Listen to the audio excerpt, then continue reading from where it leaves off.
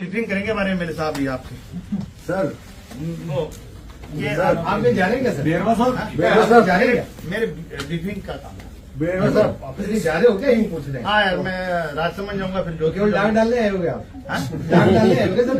नहीं यार, रट्टा लगा दिया, अब इतनी देर हो गई रट्टा हमसे तो सुन लेते हैं। अब जब हम 2 साल की उपलब्धियां बता रही है। बोल 5 मिनट हमको पूछेंगे या फिर आप चलो 5 मिनट रवाना हो लोग, तो इसलिए भाई केवल डाक डालना है। अरे भाई एक्सीडेंट हो गया, टाइम लग गया, मैं लेट अरे वो तो सर हम जरा तेज दौड़ से पढ़ लेते सर। आप बताओ, पूछो तो भैया। आप तो ऐसे तैयार होकर जा रहे हैं तो सर, राजस्थान में अभी प्रवासी सम्मेलन हुआ सर, इसमें कितना बजट आवंटन हुआ, कितने देखिए, अभी- और कितना रोजगार मिलेगा? अभी जो अभी 1 साल पहले राइजिंग राजस्थान हुआ था, उसमें 35 लाख करोड़ के एमओयू हुए, उसमें 8 लाख करोड़ के एमओयू या धरातल पे पहुंच चुके हैं।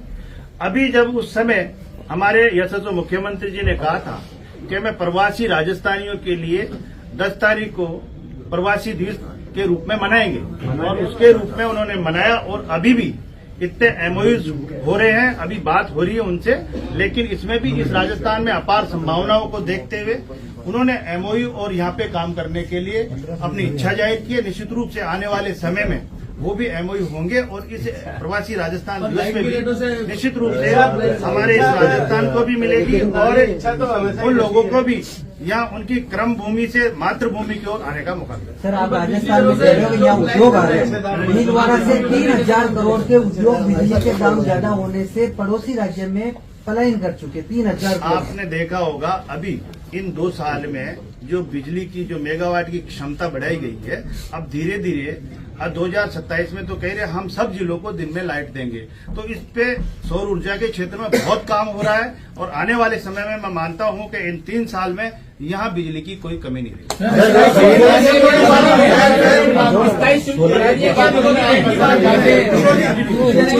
नगर निगम के भ्रष्टाचार के लिए क्या कहेंगे साहब?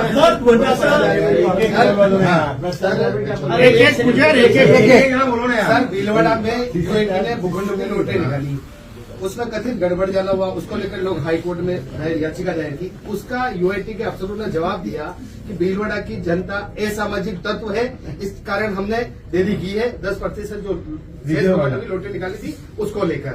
तो एक तरफ सरकार जनता के लिए इतना चीजें कर रही है, दूसरी तरफ आपके अफसर जनता को असामाजिक तत्व बता रहे हैं। माननीय भजनलाल जी की सरकार अगर कोई भी सरकार में गड़बड़ी करता है, उसका पूरी तरीके से उसकी समीक्षा करके, उसकी जांच करके, अगर किसी ने गड़बड़ की तो निश्चित रूप से उसकी कार्रवाई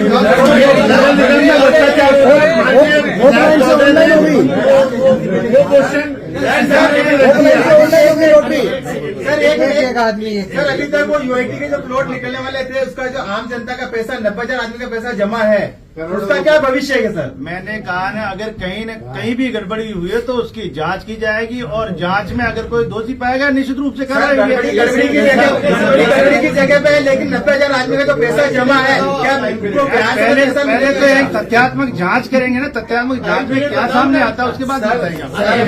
पेमेंट वापिस कर रहे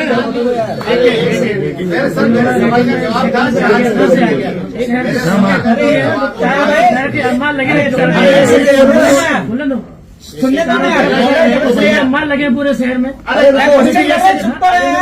एक बोलो। आपके अफसरों ने भीलवाड़ा की जनता को असामाजिक तत्व बोला है, हाई कोर्ट में जो जवाब पेश किया उसमें, इस पर आप क्या कहेंगे?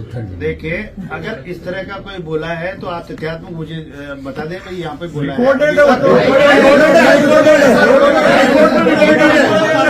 हाई कोर्ट में बोलते यार, वो कानून हाई कोर्ट स्वतंत्र है। कोर्ट नहीं बोला, आपके अधिकारी बोले नगर विकास। वकीलों ने लिख के दिया सर। नहीं, जांच कर असामाजिक तो वो है जो 90,000 लोगों के पैसे रोक के और अपने चंद लोगों पहले तो गड़बड़ी की जांच करें ना, क्या हुआ है, जांच से उसके बाद में करेंगे वापिस कर रहे हैं लोग। समाधान उसके बाद में, पहले उसकी जांच होगी। सर, अगर पहले जांच नहीं होती तो ये नौबत नहीं आती। अगर फार्मों की पहले व्यवस्थित जांच होती तो ये नौबत नहीं आती। ऐसा है, कोई भी काम करता है, कहीं भी कोई गड़बड़ी होती है, उसका पता बाद में लगता है, और उससे पहले पूरी व्यवस्थित की जाती है, लेकिन फिर भी कहीं न कहीं कोई गड़बड़ रह जाती है तो उसकी जांच करके उसको सही करने का काम करेंगे। बेरोजा साहब, आपने कहा कि सरकार की नीति और नियत में कोई फर्क नहीं है, तो एसीबी के मामले में, दिव्या मित्तल के मामले में सरकार क्यों पलट रही है? सरकार कभी भी नहीं पलटती है, सरकार काम करती है और आम जन के हित में काम तो करती है। एसीबी गलत है आपके हिसाब से? एसीबी गलत है? नहीं, मैं ये नहीं कह रहा गलत है। सब चीज जांच होने के बाद पता लगता है। मतलब दिव्या मित्तल सही है आपके हिसाब से और एसीबी गलत है? देखिए ये जांच का विषय है।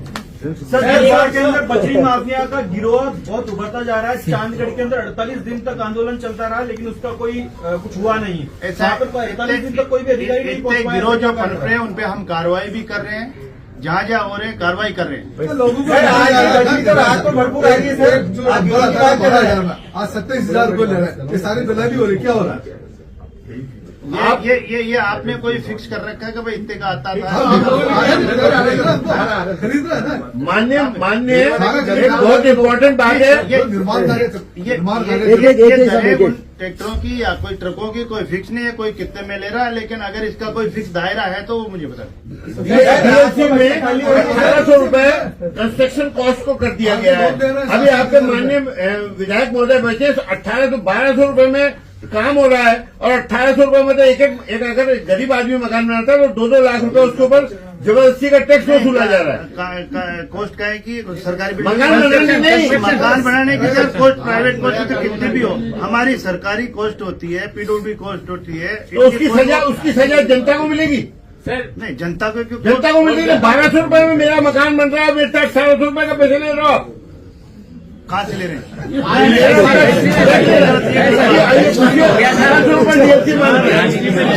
यार जो भी करें, जो भी टेक्निकल रजिस्ट्री पे कॉस्ट निकाली है वो कॉस्ट निकाल के बताएगा। कॉस्ट बढ़ गई, रेट की कॉस्ट बढ़ गई, इस तरह से। अरे तो हमारी बीएसआर रेट हमेशा तय होती है। यहाँ पर ठेके नहीं है, अवैध रूप से। बीएसआर में 30% का कमीशन होता है ना साहब, बीएसआर में 30% का कमीशन होता है। मगर हमारा मकान 1200 रुपए में बनाने वाले तैयार है और हमसे 1800 रुपए का उस पर चार्ज दिया जा रहा है। ये कमीशन कहाँ हो गया, मुझे तो समझ में नहीं आ रही आप लोगों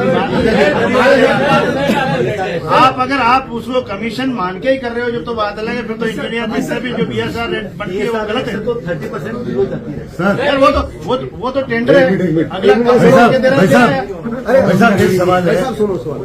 भीलवाड़ा की दूरी है सर, औद्योगिक इकाइयां सारी बातें हो गई। एक चीज और है सर, 568 लोगों ने एमओयू किया सरकार की तरफ से और बहुत अच्छा उत्साह दिखाया।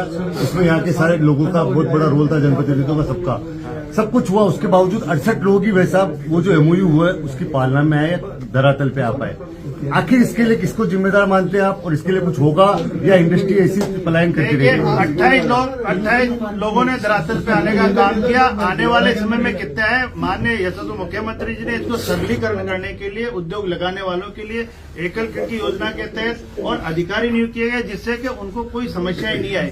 इसके तहत जितने भी होंगे वो हमारे इस राजस्थान के विकास में भागीदार बने। आराम से पत्रकारों की भीलवाड़ा के अंदर कोई अहमियत नहीं, कोई प्रशासन के रूप में 15 अगस्त 26 जनवरी पर कहीं पर भी इनको सम्मान के रूप में नहीं समझा जाता है पिछले 2-3 सालों से। ये 2 साल का जो कार्यक्रम हो रहा है इसमें भी पत्रकारों को याद नहीं किया गया। चलो आपकी प्रोग्राम होगा जब नहीं, इसमें तो करते साहब ये 8 रुपए का पेन दे दिया, उसकी जगह 400 रुपए का पेन देते तो मालूम तो पड़ता। ये सर पंचायत राज के चुनाव कब होंगे? आपका पूरा सम्मान किया जाएगा। हम पूरा